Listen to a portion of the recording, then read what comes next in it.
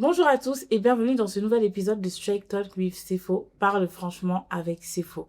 Dans cet épisode, nous recevons un artiste gospel qui fait du hip-hop, qui fait de la musique moderne, qui fait vraiment des sonorités urbaines. Nous sommes avec Rema Boy. Comment tu vas? Ça va et toi, c'est faux. Un ordre de ouf. Ça va? Ouais, Ça se tranquille, passe tranquille. bien? Bien et toi? Oui, ça va très très bien. Est-ce qu'aujourd'hui tu peux nous parler un peu de ton type de musique que tu fais? Je fais de la musique chrétienne avant tout. Avant tout type de musique, soit hip-hop, tout ce que tu veux. Moi, ma musique, c'est de la musique chrétienne. Tu vois, c'est du gospel. Mais si je dois vraiment catégoriser le style de musique que je fais, comme tu as dit au début, c'est de l'urbain. C'est de la pop urbaine, c'est du hip-hop. C'est un peu toutes ces sonorités-là avec lesquelles j'ai grandi. Et c'est ça la musique de Rema Boy aujourd'hui. Tu vois, aujourd'hui, une personne qui ne te connaît pas, comment tu te présenterais en tant qu'artiste? Aujourd'hui, une personne qui te découvre, c'est qui Rema Boy? Pourquoi Rema Boy? Et quelle est ta mission derrière ta musique? Franchement, si je devais me présenter à une personne qui ne me connaît pas, déjà, Rema, c'est mon vrai prénom. Ouais, c'est mon vrai prénom.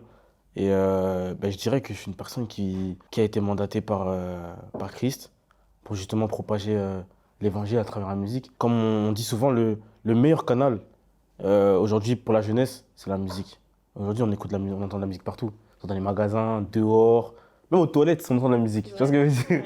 Donc ça veut dire que vraiment, le meilleur canal d'évangélisation, en tout cas pour la jeunesse, c'est la musique. Et moi, ma musique aujourd'hui, elle est vraiment consacrée à Christ. C'est le message principal et le seul que je propage à travers ma musique. Après, dans ma musique, certes, il y a Christ au centre, mais je parle aussi de mes échecs, de mes réussites, de mon passé. Je proclame aussi pour mon futur. Donc, il y a un peu de tout ça mélangé, mais le centre, ça reste Christ. Ouais. Amen, gloire à Dieu. Et comment tu as commencé justement dans la musique? Alors, moi, j'ai commencé la musique. Franchement, c'était un pur hasard, hein.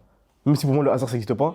Mais si je dois dire un mot sur ça, c'était vraiment le pur hasard. Pourquoi? Parce que j'ai commencé durant le confinement.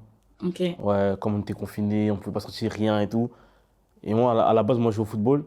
Donc, pour un footballeur, être confiné, c'est une torture. Donc, j'avais rien à faire. Un jour, je sais pas, dans mon esprit, il y a quelque chose qui me dit, je sais pas, fais un freestyle, écris quelque chose. Et moi, il faut savoir un truc, c'est que j'avais jamais écrit de toute ma vie. J'ai toujours été un passionné de musique, depuis tout petit. Mais j'avais jamais eu la pensée de gratter un texte ou d'écrire quoi que ce soit. Et ce jour-là, je me suis dit, vas-y, j'ai rien à faire, donc autant tester. Et du coup, j'ai écrit un petit freestyle. Et comme à ce moment-là, j'étais chrétien, j'ai écrit un freestyle sur Dieu. Oui, Et du ok. coup, j'ai écrit ce freestyle-là et j'ai pris mon cousin à moi, qui était là avec moi, et je lui ai dit, vas-y, prends mon téléphone et filme-moi. Lui, il comprenait pas, il dit, filmer, tu vas faire quoi et tout. Je dis, t'inquiète, filme. Il dit, oh, bon, il prend. Et moi, paf, directement, je filme et tout, tac, je fais mon freestyle et tout. Et lui aussi, derrière, il s'enjaille et tout. Pourtant, il n'était pas chrétien, tu vois. Et il s'enjaille et tout, il dit, ah ouais, lourd et tout. Du coup, c'est comme ça que j'ai commencé, en fait. Et après, c'est de là où est venue la passion pour l'écriture, la passion pour la musique. J'ai commencé à faire de plus en plus de freestyle, vu que j'étais confiné à la maison. J'ai commencé aussi à les poster sur les réseaux, sur Instagram. Je voyais qu'il y avait un petit engouement et tout. Et c'est comme ça que j'ai commencé, en vrai. T'étais déjà un peu dans la musique ou c'était totalement Non, pas parce du que tout. vous étiez dans Pas le du tout. confinement, Pas du tout. J'étais pas du tout dans la musique. t'étais confiné, du coup tu t'es dit on n'a rien à faire, je vais Donc, faire un je vais faire un freestyle. freestyle C'était sur la vraiment juste musique. comme Comme ça. ça. Aujourd'hui, du coup, en tant qu'artiste, parce qu'aujourd'hui tu es un artiste à part entière, comment, avec les débuts qui étaient un peu un hasard, si on peut le dire comme ça, aujourd'hui, comment t'en es arrivé à être un artiste à part entière? C'est la grâce de Dieu, je te mens pas, la vérité. Mais si je dois vraiment t'expliquer, c'est que au début, je faisais un peu ma musique dans mon coin. Donc j'étais en indé en fait, parce qu'il n'y avait pas de label derrière, pas de producteur, pas de manager. Et du coup, j'ai commencé à faire avec des petits freestyles. Et petit à petit, les gens demandaient plus. Ils demandaient des sons. Ouais, fais des sons, va au studio et tout. Du coup, le même cousin avec qui j'ai fait mes premiers freestyles, Ouais. il m'a dit, viens, on trouve un studio dans le quartier, on y va, tu vois. Et c'était la première fois que j'écrivais un son complet. Parce que les freestyles, c'est 1 minute, 2 minutes, mais un son complet, c'est la première fois. Du coup, j'ai écrit. 2 sons, j'ai écrit. Après, on a pris une session dans un studio au quartier, on est parti.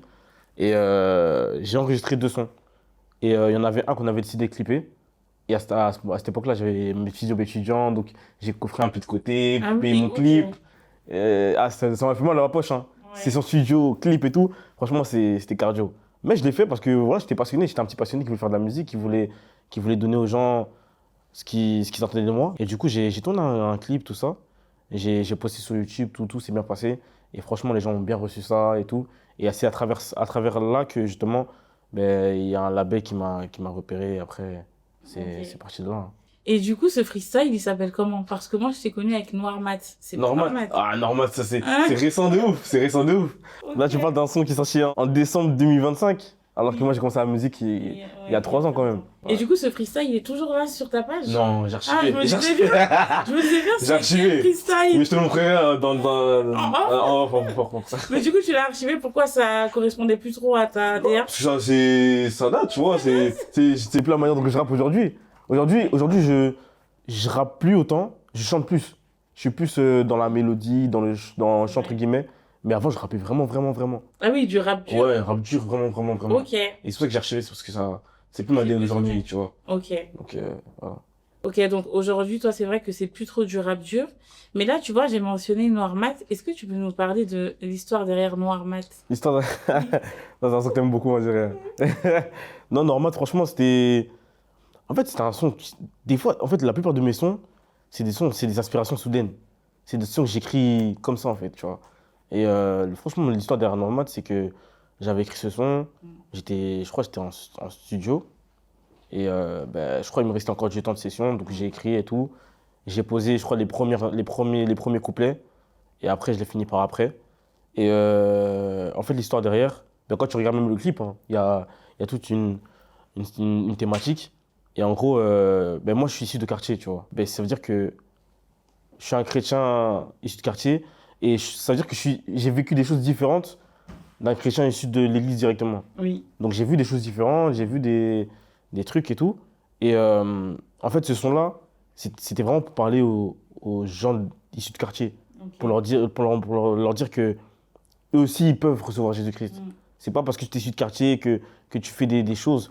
C'est pas une prison, en fait. Parce que Oui. souvent, les jeunes de quartier, quand ils sont ben, dans le quartier, ben, c'est comme s'ils étaient emprisonnés. C'est comme si ils sont dans une bulle et en dehors du quartier, il n'y a rien. Il n'y a pas de possibilité qu'ils soient eux, il y a pas... Et en fait, ce son-là, c'était vraiment pour leur montrer que Jésus-Christ, c'est pas seulement pour les gens issus des églises. C'est aussi pour vous qui êtes issus de quartier, Ouais. tu vois. De la même manière que Jésus-Christ il m'a délivré, ben, il peut aussi délivrer les gens de quartier de leur chaîne, tu vois. Donc, Comment toi, justement, t'as accepté le Seigneur pour justement aujourd'hui en parler comme tu le fais? Parce que toi-même, t'étais dans le quartier. Comment t'as fait justement pour avoir ce recul et te dire, bah, le Seigneur, c'est pour moi aussi qui suis issu d'un quartier. Comment ça s'est passé pour toi? c'est beaucoup aussi mon éducation qui m'a sauvé, hein, ma mère, hein. Parce que ma mère, c'est une forte chrétienne. Donc, malgré que je suis un jeune issu de quartier, ben, j'ai eu cette éducation-là chrétienne, tu vois. Cette éducation qui m'a suivi et qui m'a sauvé. Et surtout que, ok, je suis issu de quartier, mais j'étais pas impliqué comme les autres étaient impliqués, tu vois. Moi, j'étais un peu le petit ange autour de la mêlée, tu vois. Ok. J'ai fait des bêtises, tu vois, comme tout jeune, mais j'étais pas vraiment dedans comme, Oui, t'étais pas non plus trop ouais, trop impliqué, influencé. influencé. Parce Ok. que moi, ce qui m'a beaucoup sauvé, c'est ben, ma daronne qui était chrétienne, mais aussi le fait que je faisais du foot. Ok. Tu vois, le fait que je faisais du foot, ça m'a beaucoup écarté de tout ça. Parce que quand tu fais du foot, c'est soit tu fais du foot, t'es discipliné, t'es à fond dedans, ou soit tu fais autre chose. Mais le foot demande beaucoup d'attention, d'énergie. Et moi, toute mon énergie, toute mon enfance, je la mettais dans le foot, tu vois. Et après, ben, il y a comme le pasteur Marcelo l'a dit un jour, ben, des fois, le Seigneur, des fois, c'est pas forcément des. Il y a des gens qui reçoivent le Seigneur Oui. par des forts témoignages, par des choses vraiment surnaturelles. Mais des fois, c'est juste des tout à coup. Des fois, c'est juste parce que c'est ton moment, tac, et tu le reçois. C'est Et vrai. moi, ça a vraiment été ça. Parce qu'à la base, moi, je suis issu de. On était catholique, donc on allait à la messe, tout ça, nanana. Et après, il y a eu ce switch-là d'aller vraiment à l'église et tout. Et ben, j'ai été une fois à l'église et c'est là que j'ai reçu directement le Seigneur Jésus-Christ, hein. Wow. Ça n'a pas été très dur. Et t'es partie à l'église par rapport à ta mère ou de toi-même? Non, de moi-même. Ok. De moi-même. Mais au début, je suivais beaucoup ma mère et tout, nanana. Ouais. Mais une fois qu'on a switché de catholique à protestant, ben moi-même, je suis parti faire mes recherches, j'ai cherché moi-même et j'ai Waouh. j'ai Toi, trouvé tout Jésus. seul. Ouais, tout seul. Comme quoi. Ouais. Comme quoi. Et tu vois, on parle toujours des quartiers, hein, forcément. Toi, en tant que jeune, je vais même pas dire issu des quartiers, mais en tant que jeune, quelles sont tes peurs? Pour toi aussi, mais même pour les jeunes issus des quartiers, hein, pour toujours rester dans ce contexte-là, quelles sont tes peurs? Moi, je vais parler pour les autres, hein. Mais pour les autres, je pense que la peur des jeunes issus de quartier ou un jeune tout court, c'est de ne pas rattraper le temps perdu. Tu vois. Parce que des fois, en tant que jeune, on fait des bêtises, on fait des choses, mais tellement on est dedans, on se dit, bon, je perds déjà du temps, donc autant continuer à en perdre. Ouais. Je suis déjà dans des bêtises, autant continuer dans ça, tu vois. J'ai plus d'autre issue dans tous les cas, et autant mieux continuer dans mes bêtises, tu vois. Et c'est ça, en fait, je pense que c'est la peur de ne pas pouvoir rattraper ses erreurs, de ne pas pouvoir rattraper le temps perdu. Mais en vrai, de vrai, Jésus-Christ, il n'est pas pour qu'on rattrape le temps perdu, il est pour qu'on en gagne, qu'on gagne du temps, tu vois. Et comme la parole de Dieu le dit, c'est que le souhait de Jésus-Christ, c'est que toute personne sur cette terre vienne à la repentance, vienne à Jésus-Christ, tu vois. Il n'y a aucun humain qui est là, sur cette terre, et que Jésus-Christ ne veut pas qu'il vienne à lui, tu vois. Donc, moi, je pense que c'est cette peur-là d'être dans une bêtise, d'être dans un cercle vicieux, et de ne pas réussir à en sortir, d'avoir peur, en fait. Parce que comme on dit, quand tu es issu de quartier ou tu es un jeune, tu es dans des choses, ben, Jésus-Christ, c'est inconnu pour toi. Et l'inconnu, il a toujours fait peur à l'homme, tu vois. Quand tu es comme ça, tu te dis, bon, ok, il y a Jésus qui se propose à moi, mais est-ce que ça va vraiment fonctionner? Est-ce qu'il va vraiment réussir à combler le vide qui est dans mon cœur? Est-ce que vraiment, quand je vais lui dire oui, je vais réussir à abandonner Parce que c'est ça aussi la peur d'un jeune, c'est d'abandonner, de laisser, Oui. de lâcher prise. Et c'est ça, en fait, la peur des jeunes, je pense, c'est de lâcher prise et d'abandonner toutes ces choses parce qu'il n'y a personne qui vient à Jésus sans laisser des Bah plumes, oui, on va c'est dire, ça. d'office. Mais tu vois, pour parler de toi, est-ce que toi, tu as été concerné par ça? Parce que c'est vrai que tu m'as dit que tu n'étais pas un jeune issu des quartiers qui était trop non plus dans la délinquance, etc. Mais est-ce que tu touchais quand même, tu frôlais un peu ça? Oui, Et je fais des comment bêtises. justement t'en es sorti? Moi, la vérité, c'est vraiment l'éducation que j'ai reçue. Parce qu'en fait, moi, je pense que la limite, parce que j'ai fait des bêtises, c'est vrai, mais j'en ai pas fait. J'ai pas dépassé certaines limites. Pourquoi? Parce que je pense que c'est beaucoup mon éducation qui m'a sauvé. J'ai eu des parents, par la grâce de Dieu, qui m'ont bien éduqué et qui m'ont instauré cette éducation qui m'a toujours suivi jusqu'à aujourd'hui. Donc ça fait que cette éducation-là m'a toujours mis une limite à mes bêtises. Ok, j'en ai fait, mais il y a une limite que je ne pouvais pas franchir parce que j'ai pas été éduqué comme ça, tu vois.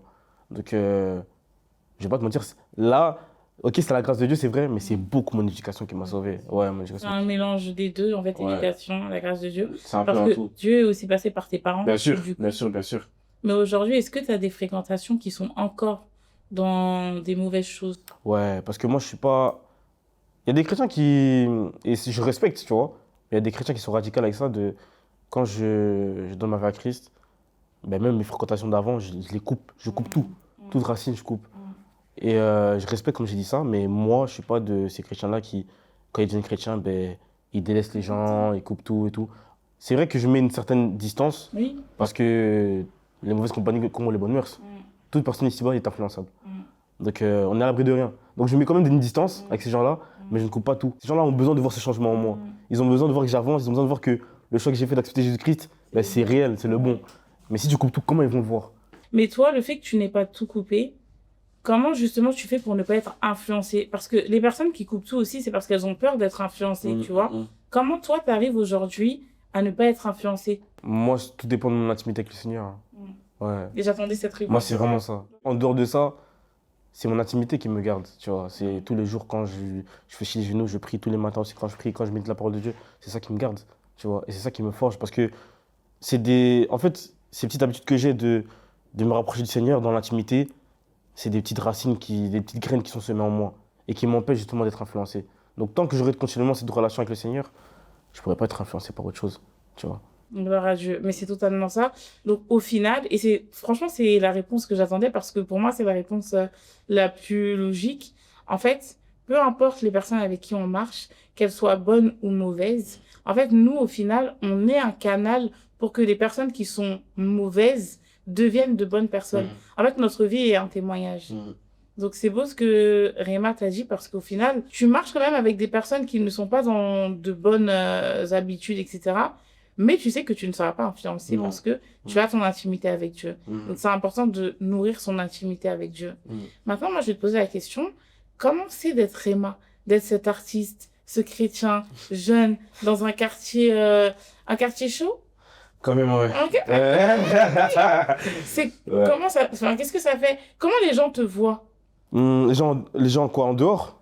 les gens qui te connaissent Qui me dans ton connaissent. quartier. Dans mon quartier. Oui, comment ils te voient? Est-ce qu'ils te voient, ah oui, toi, t'es celui qui a accepté le Seigneur? Est-ce qu'ils te prennent de haut? Enfin, comment ça se passe? Après, moi, dans mon quartier actuellement, parce que j'ai fait plusieurs quartiers, tu vois. Mais actuellement, dans le quartier où je suis, on me connaît juste en tant que le mec qui habite là, tu vois. Il y a quelques gens qui savent que je fais de la musique, mais sinon, ils sont pas beaucoup, tu vois. Et tes fréquentations, est-ce que tu es resté du coup en contact avec des anciennes fréquentations? Comment elles te voient? Est-ce que justement elles commencent à être un peu influencées de la bonne manière ou est-ce qu'elles ne sont pas du tout Elles sont influencées dans le bon. Je reçois même des messages de ces gens-là qui, des fois, quand je sors des sons, ah lourd, j'ai aimé et tout, nana, ça m'a béni. Des fois, ils snap, ils m'envoient, ouais, j'écoute ce son-là. Donc c'est là où je me dis que ma musique, elle brise des frontières, tu vois, par la grâce de Dieu. Elle va là où d'autres musiques ne peuvent pas aller. Et ouais, franchement, ils sont influencés dans le bon. Et franchement, gloire à Dieu. Moi, j'aimerais bien que tu m'expliques un peu l'histoire derrière quelques sons. Donc, tu as parlé un peu de Noir Mat, mais l'histoire derrière Si tu le savais. Si tu le savais. Ouais. Enfin, si tu le savais. Tu le savais. Tu le savais? Ouais, tu le savais, ouais. Tu le savais? Ouais. Franchement, en plus, c'est le son préféré de mon producteur, je crois. Ah. Ouais, dès que je l'avais fait écouter tout, il était en PLS, il a dit non, ce son-là. Mais tu le savais, franchement, c'est fort parce que, comme je t'ai dit, des fois, j'écris des sons, ça me vient comme ça, en fait. Tu vois. Et je pense que tu le savais, en fait, c'était une période où j'étais un peu nostalgique. Nostalgique de là où Dieu m'a pris. Je réfléchissais un peu aussi de mes bêtises que je faisais avant et qu'aujourd'hui je fais plus. Ouais, vraiment de là où Dieu m'a tiré, en fait. Et en fait, quand je refaisais je revoyais ces flashbacks, en fait, j'ai compris une chose, c'est que tout avait un lien, en fait. C'est que lui, en fait, là où moi je ne savais pas, que j'allais arriver à ce Réma d'aujourd'hui, lui, il le savait depuis longtemps, en fait. Genre, je pensais que tu as juste fait ton petit freestyle pendant le confinement. En fait, non, tout était prévu. Tout était prévu, calculé, manigancé, tout. Tout, tu Tout vois. était prévu. Et c'est là où, tu le savais, il est venu, tu vois, il m'a dit non, en vrai, c'est ce chant-là qui est venu, c'est que peu importe ce que je faisais, nanana, peu importe où j'étais, toi, tu savais déjà que j'allais devenir cet homme-là aujourd'hui, tu vois. Et c'est aussi ce que je deviendrai demain. Donc, même pour un jeune qui me suit, j'aimerais dire que peu importe où tu es, même la galère où tu es, même l'état dans lequel tu es, Dieu, il sait déjà, tu vois. Et il y a un pasteur un jour qui avait dit une phrase qui m'a vraiment marqué. Il avait dit que, en fait, là où Dieu nous emmène, lui vient déjà de là. Ça veut dire que fais-lui confiance, en fait. Parce que là, il t'emmène, il sait où tu t'emmènes, tu vois. La Bible dit que quand il est dans le ventre de ma mère, il nous connaissait déjà, tu vois. Il avait déjà formé pour nous des projets de bonheur et de malheur. C'est-à-dire que là où il t'emmène, lui vient déjà de là. C'est-à-dire, toi, fais-lui confiance. Même si là où il t'emmène, des fois, il y a des complications et tout, vas-y, vas-y. Il a dit que tu marcheras sur le feu ne te brûlera pas. Donc, tranquille, tu vois. C'est là où, en fait, ça vient, tu savais, tu vois. Et pour parler toujours musique, il y a cette question que tout le monde se pose. Réma, aujourd'hui, il faut que tu nous éclaires là-dessus. Voilà. Vois la musique Vous avez des problèmes. avant de t'aimer. Je savais. Est-ce que Réma est un cœur à prendre ou non? Là, je m'as mis dans l'embarras, là. Tu m'as mis dans les problèmes. Le son avant de t'aimer, on veut comprendre. Tu veux On veut comprendre quoi, savoir. dis-moi. Tu veux comprendre quoi? On veut savoir, est-ce que Réma est un cœur à prendre ou pas? Après, le message est beau. Le message de la musique est beau. Ouais. Le message est beau. Ouais. Normalement, pour des personnes qui ont écouté, si vous n'avez pas encore écouté, vous pouvez aller écouter avant de t'aimer de Réma. Mais il n'y a pas que Réma sur le projet.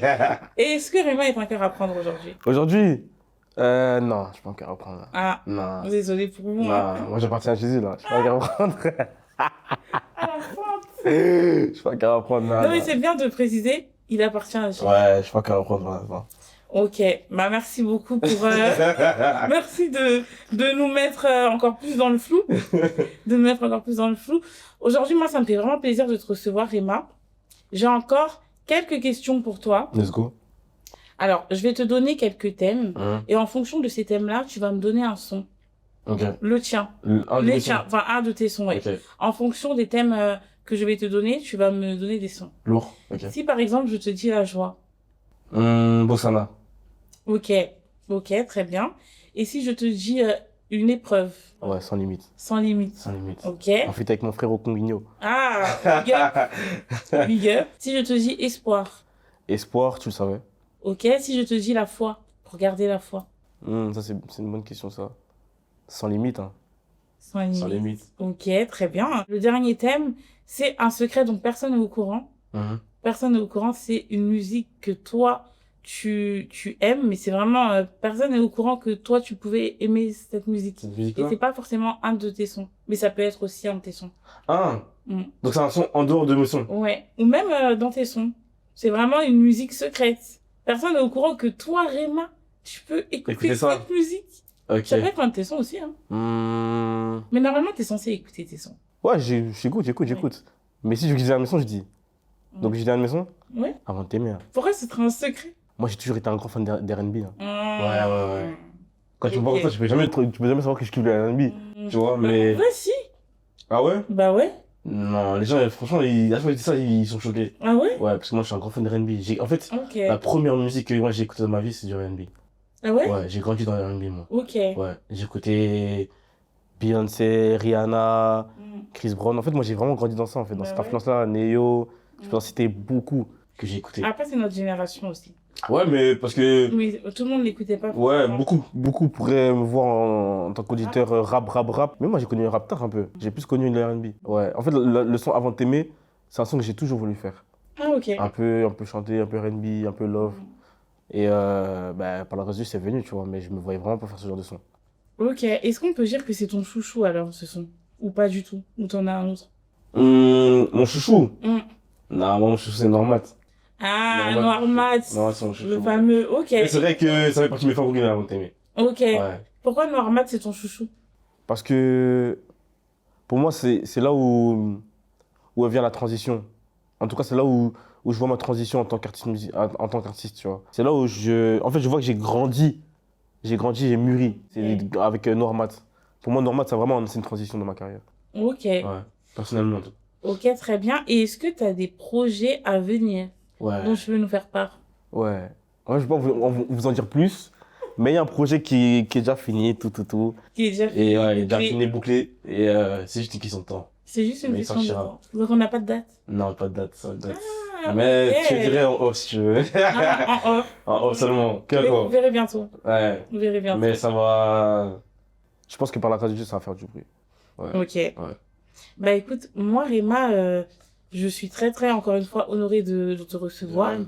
Est-ce qu'aujourd'hui tu aurais un mot à dire pour une personne, notamment dans la jeunesse? Moi c'est vrai que j'aime bien quand les personnes donnent des conseils pour la jeunesse, parce qu'aujourd'hui je trouve que la jeunesse c'est fragile. Et c'est pas qu'aujourd'hui, de manière générale, la jeunesse c'est là où on a nos fragilités. Aujourd'hui, toi, quel message tu pourrais apporter en tant qu'artiste gospel? Quel message tu pourrais apporter à la jeunesse? Je peux pas apporter un message qui est en dehors de la Bible. Donc pour moi, le message que j'ai à apporter, c'est ne néglige pas ta jeunesse en fait. Parce que le problème de la jeunesse d'aujourd'hui, c'est on la néglige, tu vois. Et quand tu négliges ta jeunesse, ben, le temps passe. Et en fait, nous, on pense souvent qu'on sera jeune toute notre vie, alors que ça, c'est faux. Et à un moment, les projets que Dieu fait avec toi aujourd'hui, il ne pourra pas les faire quand tu auras 35 ans, 40 ans, tu vois. Donc c'est pour ça que lui-même, de sa parole, il dit, il ne faut pas négliger ta jeunesse, tu vois. Et surtout pourquoi? Parce que c'est le diable. Le diable, quand il vient attaquer un jeune, c'est sa jeunesse qu'il veut toucher. Lui faire perdre du temps, jusqu'à ce que les projets que Dieu voulait faire quand il avait 25, 28 ans, ben, il ne puisse plus les réaliser, tu vois. Donc moi, le message que j'aurais à dire à la jeunesse, moi-même en étant jeune, c'est ne néglige pas ta jeunesse. Profite de ta jeunesse pour obéir au Seigneur, pour faire les projets qui te mettent à cœur, pour travailler, même dans la vie sociale. Parce qu'on nous enseigne beaucoup à l'église, oui, prier, mais on nous enseigne très rarement à avoir une vie sociale, à aller à l'école, à travailler, à gagner de l'argent. Et moi, je donne aussi ce conseil-là à la jeunesse de, ok, prier c'est bien, la spiritualité c'est bien, mais il y a la vie sociale aussi. Il faut être une personne dans la vie sociale. Dieu nous appelle à être des grandes personnes dans la vie sociale aussi. Et ce serait une des meilleures manières pour nous de justement propager l'évangile. C'est de justement, aux yeux des gens aussi, socialement, t'es quelqu'un, tu vois. Donc je suis sûr que Dieu, dans notre génération, nous appelle à devenir des grands médecins, des présidents. Donc on n'est pas appelé à la médiocrité, tu vois. C'est vrai, et c'est un très beau message. Je te remercie, Réma, d'être venue Merci à toi aujourd'hui. aussi. Merci à vous tous d'avoir regardé cette vidéo. On se retrouve très prochainement pour une nouvelle vidéo. À bientôt.